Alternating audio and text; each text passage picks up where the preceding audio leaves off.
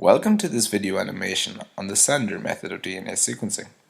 This method is also known as the chain termination method of DNA sequencing. This is a well-tested method of sequencing, and the following video will outline the principles on which this method of DNA sequencing works.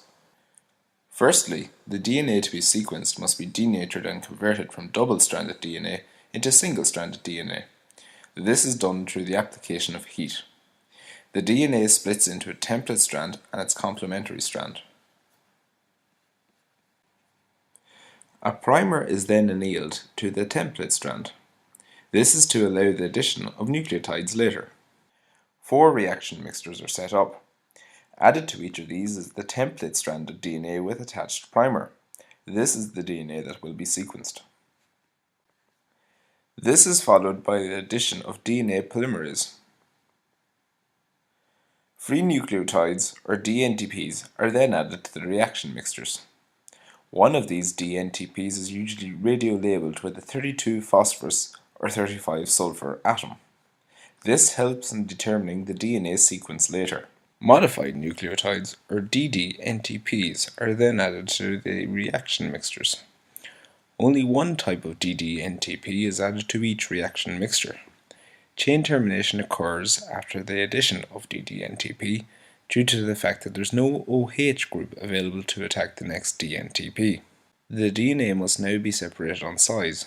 This is done using a process known as gel electrophoresis.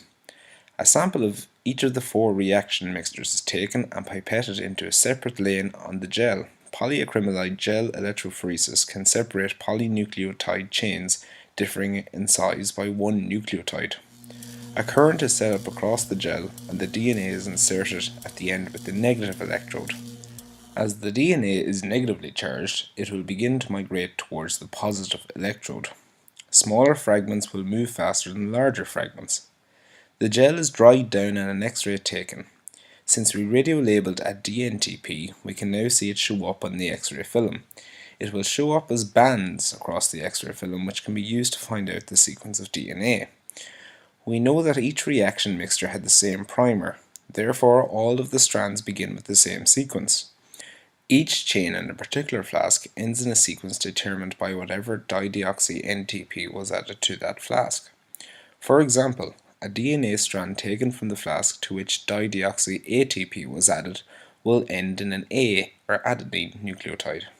We can use this information to determine the sequence of DNA by reading across the various bands on the X-ray film.